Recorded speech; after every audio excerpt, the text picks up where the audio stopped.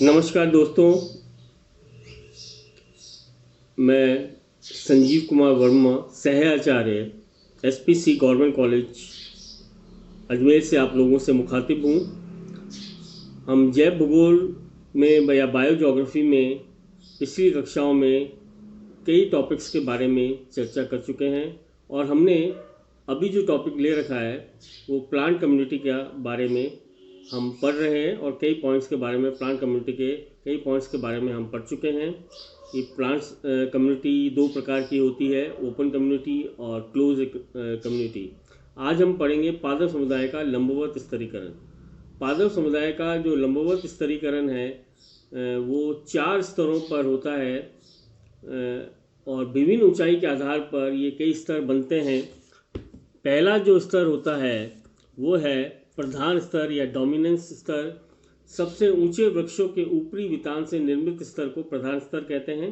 इसके ठीक नीचे अपेक्षाकृत कम ऊंचे वृक्षों का एक सह प्रधान स्तर भी पाया जाता है। और दूसरा स्तर है वर्टिकल स्ट्रेटिफिकेशन ऑफ, जो आपका क्लासिफिकेशन है पादप का प्लांट कम्युनिटी का, वो दूसरे स्तर पर वृक्षों के स्तर के नीचे झाड़ियों वाले पौधों की प्रधानता होती है। इसे द्वितीय स्तर या झाड़ी स्तर कहते हैं। तृतीय स्तर या थर्ड लेयर कहलाती है। शाकीय पौधों की प्रधानता होती है, इसलिए इसे शाकीय स्तर कहते हैं। और चतुर्थ स्तर पर धरातलीय स्तर या मृदा सतह पर विकसित मॉस एंड लाइकॉन चतुर्थ स्तर पर इसका निर्माण करते हैं। तो इस प्रकार हमने 4 स्तरों के बारे में समझा। अब हम आगे समझेंगे कि पादप समुदाय का संगठन एवं प्रधानता क्या होती है। Composition and dominance of plant community क्या है। पादप समुदाय छोटा या बड़ा हो सकता है। ये हजारों वर्ग किलोमीटर क्षेत्र में विस्तृत हो सकता है या कुछ 100 किलोमीटर में सीमित चारागाह, पठार व मरुस्थल हो सकता है। लघु हो या वृहद, प्रत्येक समुदाय में विविध जाति के पादपों का समावेश होता है। एक समुदाय में पाए जाने वाले सभी पादप समान महत्व के नहीं होते हैं। प्राय एक जाति के पादप ही अपने वृद्धाकार अधिक वृद्धि के कारण आवास को रूपांतरित करते हैं। इनके नष्ट होने पर समुदाय के समस्त संगठन पर घातक प्रभाव पड़ता है।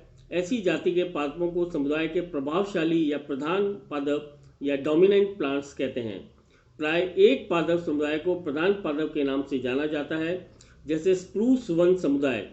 एक से अधिक जाति के पादप प्रभावी होने पर सह संघ या एसोसिएशन का निर्माण करते हैं या इसे एसोसिएशन कहते हैं, जैसे ओक हिकोरी का वन समुदाय। पादप समुदाय वर्गीकरण। पादप समुदाय का वर्गीकरण दीर्घकाल से विवादास्पद विषय रहा है। कुछ पारिस्थितिकी विदों के अनुसार या उनके मतानुसार समुदाय विभिन्न जाति के पादपों की संगठित आधारभूत इकाई होती है, अतः इसे वर्गीकरण के सिद्धांतों के आधार पर वर्गीकृत किया जा सकता है। इसके विपरीत अन्य विद्वानों की राय में एक समुदाय सामान्यतः समान पर्यावरणीय दशाओं में पाई जाने वाली जातियों के संयोजन को दर्शाता है, अतः इनका वर्गीकरण नहीं किया जा सकता। समुदाय को वर्गीकृत करने के प्रयास या उपाय अनेक विद्वानों द्वारा किए गए हैं, जिन्हें मोटे तौर पर 2 भागों में बांटा जा सकता है। पहला जो भाग है वो है रूपात्मक वर्गीकरण या फिजियोनॉमी क्लासिफिकेशन, और दूसरा जो भाग है वो है फाइटोसोशियोलॉजिकल वर्गीकरण। हम पहले बात करते हैं रूपात्मक वर्गीकरण या फिजियोनॉमिक क्लासिफिकेशन की। मुख्यतः आवास एवं वृद्धि के स्वरूप पर आधारित वर्गीकरण इस श्रेणी में आते हैं। हम्बोल्ट, ग्रीसवॉक, वार्मिंग, डोरिज, रैंकियर आदि द्वारा इसी आधार पर समुदाय का वर्गीकरण किया गया। इनमें रैंकियर का जो वर्गीकरण है वो सबसे लोकप्रिय वर्गीकरण कहलाता है। रैंकियर का क्या वर्गीकरण क्या है उसके बारे में हम पढ़ने जा रहे हैं आगे। कि स्वीडन के वनस्पति वैज्ञानिक चार्ल्स रैंकियर ने पादपों में पाए जाने वाले जीवन रूपों के आधार पर 1934 में समुदायों का वर्गीकरण प्रस्तुत किया। जीवन रूप से अभिप्राय पादप के जलवायु अनुकूलन के योग से है। रैंकियर के वर्गीकरण का मुख्य आधार पादप जीवन तथा जलवायु कारकों के मध्य अंतर संबंधों के बारे में दर्शाना है। विभिन्न पादप जातियों जिस विधि से वातावरण की प्रतिकूल दशाओं में अनुकूलन करते हैं, उससे उनके वितरण की सीमा का निर्धारण होता है। पादपों की सुप्त या बारहमासी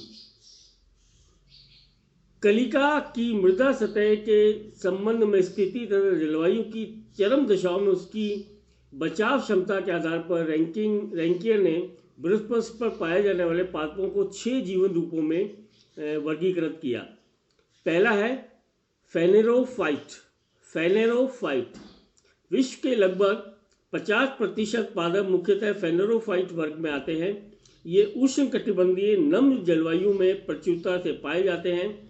सदाबहार वन, पर्णपाती वृक्ष तथा ऊंची झाड़ियां इसमें सम्मिलित हैं, जिनमें काफ़ी ऊंचाई पर सुप्त कलिकाएं पाई जाती हैं। इस वर्ग के पादप जलवायु की चरम दशाओं और तीव्र पवनों को सहन कर सकते हैं। विभिन्न ऊंचाई के आधार पर फेनेरोफाइट पादपों को निम्न भागों में बांटा जा सकता है। पहला है वृद्ध फेनेरोफाइट 30 मीटर से अधिक, मध्यम फेनेरोफाइट 8 से 30 मीटर के मध्य, और लघु फेनेरोफाइट 2 से 8 मीटर के मध्य, और अति लघु फेनेरोफाइट 2 मीटर से भी कम, और आरोही फेनेरोफाइट जिसको लताएं कहते हैं, ये अधिकांशतः बहुवर्षीय होते हैं। रोजवुड, आयरनवुड, महोगनी, बरगद, पीपल, नीम, बबूल आदि इसके अच्छे उदाहरण हैं। और दूसरा जो वर्ग रैंकियर महोदय ने बताया है वो है कैमीफाइट। इसके अंतर्गत छोटी सदाबहार झाड़ियाँ व शाकीय पादप आते हैं, जिनकी सुप्त कलिकाएं मृदा सतह के निकट होती हैं। आर्कटिक एवं शीतोष्ण उच्च भागों में इन पादपों की अधिकता होती है। बर्च, विलो, लार्च आदि इसके प्रमुख उदाहरण हैं। तीसरे प्रकार की जो जीवन रूपों को वर्गीकृत किया रैंकियर महोदय ने वो कहलाता है हेमीक्रिप्टोफाइट। इसमें छोटे शाकीय पादप व घास सम्मिलित है, जो कि सख्त होने के कारण उष्ण मरुस्थल से लेकर शीत जलवायु तक सहन कर पाते हैं। इनकी सुप्त कलिकाएं आंशिक रूप से मिट्टी में या पत्तियों में ढेर के नीचे ढकी रहती हैं। आर्कटिक व शीतोष्ण जलवायु कटिबंधों में वनस्पति आवरण का बड़ा भाग इसी वर्ग के पादपों का होता है। चौथा जो वर्गीकरण किया इन्होंने वो कहलाता है क्रिप्टोफाइट। इस वर्ग के पादपों की कलिकाएं बल्ब व राइजोम के रूप में पूर्णतः मिट्टी से ढकी रहती हैं, अर्थात बाह्य पर्यावरण से पूर्णतः सुरक्षित रहती हैं। ये पादप शुष्क प्रदेशों में अधिक पाए जाते हैं। भूपटल पर पाए जाने वाले इस वर्ग के पादपों को मरुद्भिद या बृहद्भिद जियोफाइट्स, जल में पाए जाने पादपों को जलोदभिद या हाइड्रोफाइट्स कहते हैं। और पांचवी प्रकार के जो रैंकियर महोदय का वर्गीकरण है वो कहलाता है थेरोफाइट। इस वर्ग के पादपों का जीवन बीज अंकुरन से प्रारंभ होता है तथा पौधों के बीज आ जाने पर समाप्त हो जाता है। इन्हें मौसमी पादप पौधे भी कहते हैं। ये अनुकूल मौसम में विकसित होते हैं एवं वर्ग के विशेष भाग में प्रतिकूल दशाओं के कारण बीज के रूप में सुप्त अवस्था में रहते हैं। उष्णकटिबंधीय मरुस्थलों में पाए जाने वाले पादपों का बड़ा भाग थेरोफाइट कहलाता है। और दूसरी प्रकार का जो वर्गीकरण है पादपों का वो कहलाता है पादप समाजशास्त्रीय वर्गीकरण या फाइटोसोशियोलॉजिकल क्लासिफिकेशन। दक्षिणी यूरोप, उत्तरी यूरोप, रूस, संयुक्त राज्य अमेरिका, ब्रिटेन में समुदाय के पादप समाजशास्त्रीय वर्गीकरण की परंपरा विकसित हुई। ये पादपों के संगठन, संरचना, जाति विविधता, वृद्धि व अनुक्रम की प्रवृत्ति पर आधारित है। अनेक वनस्पतिविदों ने उक्त आधार पर पादप समुदाय का वर्गीकरण प्रस्तुत किया, जिसमें क्लीमेंट्स का प्रयास सबसे उल्लेखनीय प्रयास है। क्लीमेंट्स का वर्गीकरण क्या है? फ्रेडरिक क्लीमेंट ने 1916 में वनस्पति की विभिन्न इकाइयों के आधार पर पादप समुदाय का वर्गीकरण किया। पहला उन्होंने किया पादप समासम या प्लांट फॉर्मेशन। ये वनस्पति की मुख्य पारिस्थितिक इकाई है जो कि चरम समुदाय या क्लाइमेक्स कम्युनिटी कहलाती है। जब किसी क्षेत्र में उपस्थित समान जलवायु दशाओं में वनस्पति उच्चतम विकास को प्राप्त कर एक अवधि के लिए लगभग स्थायी हो जाती है तो उसे पादप समासन कहते हैं। इस प्रकार पादप समासन भौगोलिक दृष्टि से लगभग समान जलवायु दशाओं वाला प्रदेश होता है, जिसमें प्रधान पादपों की वृद्धि स्वरूप में समरूपता पाई जाती है।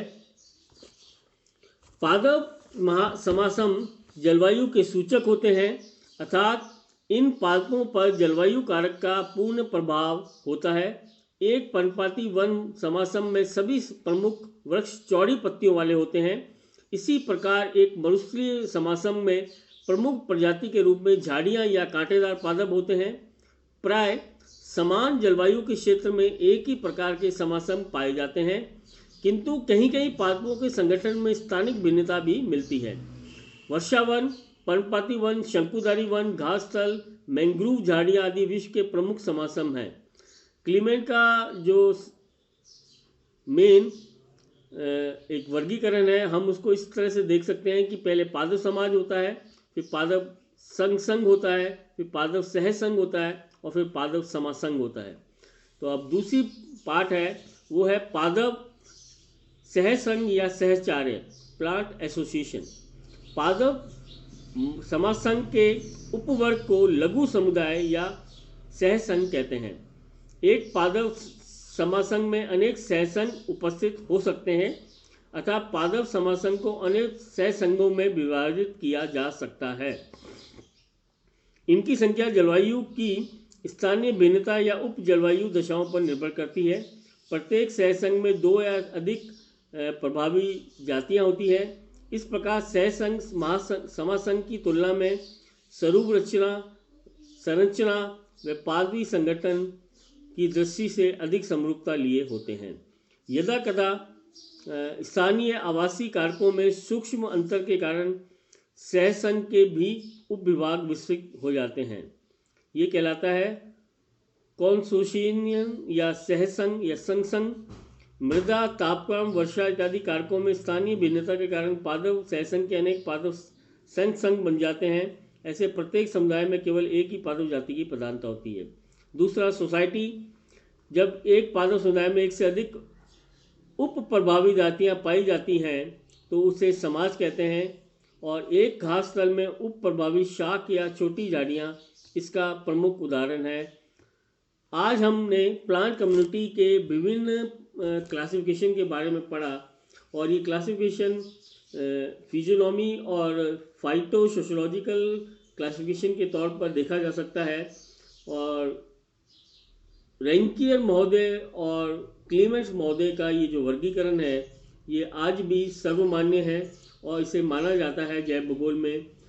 इस प्रकार हम ये देखेंगे कि इस पादप समुदाय का जो अनुक्रमण है, प्लांट सक्सेशन है, वो किस प्रकार होता है आगे की कक्षाओं में। धन्यवाद।